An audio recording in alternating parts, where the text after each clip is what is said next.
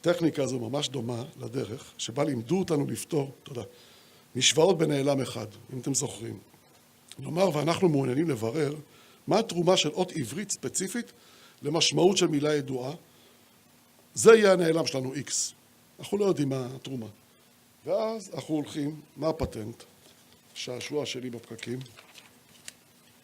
אנחנו הולכים ליחידות משמעות רזות ידועות.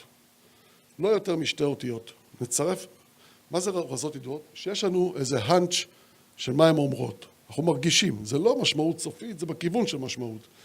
נצרף אליהם את האות הספציפית שלנו ונראה מה יקרה למשמעות הסופית. הבנתם איך אנחנו עושים הצבה של X? זה אני יודע. מה עושה סמך למשל אני לא יודע. נצרף לכל מיני מילים שאני מרגיש את המשמעות שהם אות נתונה, ד' ג' זה, ונראה מה קורה למשמעות הסופית. משוואה בנעלם אחד. עכשיו בואו ניקח את אלה. רם נותן לנו more or less תחושה של גובה, א' נ' כוח, ק' נ' קניין, עוד פעם, זה בכיוון. פ' ר' הרבה, לפרוט ולרבות, ופרה, סמך ר', למד עין, לא, אנחנו מרגישים משהו. ואז אני עושה את זה. שמתי אות סמך, אני רוצה לבדוק את אות סמך עכשיו.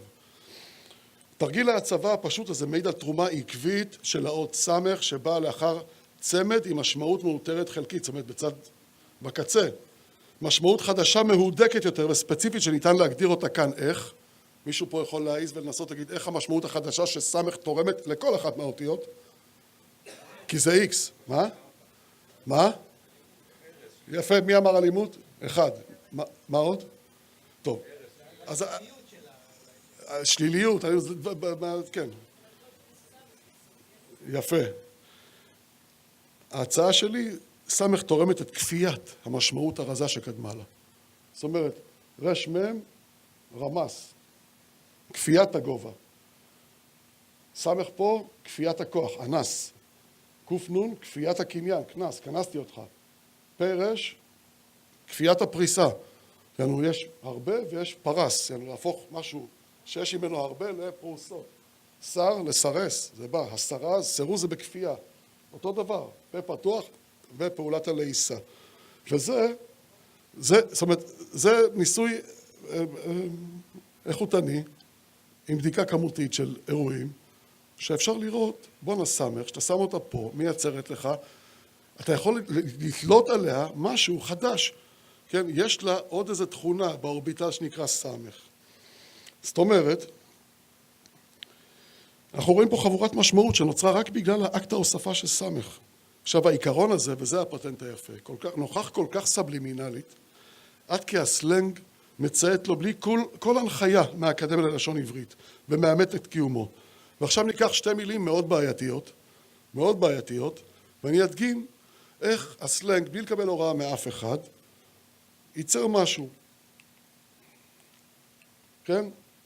אתם זוכרים מה אמרו לנו על הנביא? שלמדנו בתנ"ך, אנחנו לא יודעים מה זה בולש שקמים, זו מילה יחידאית. אני למדתי בגרות לתנ"ך אצל בת אל תלמון המנוחה, מנוחתה עדן, המורה הגדולה שהייתה לי, והיא עמדה והיא הסבירה לנו מה זה מילה יחידאית, מילה שאין לה עוד מילה לידה, אי אפשר לפרש אותה מתוך הקשר, לא יודעים מה זה בולש שקמים. והנה בא לנו בלס, במובן של הסלנג של ימינו. בליעה נכפת, אתה בולס, תפסיק לבלוס, תאכל כמו בן אדם. זה הסלנג עשה. מילה יותר קשה, כן? בנקודה חברתית כאובה. מישהו יכול לדמיין מה בן אדם כמוני יכול לעלות עכשיו? לא?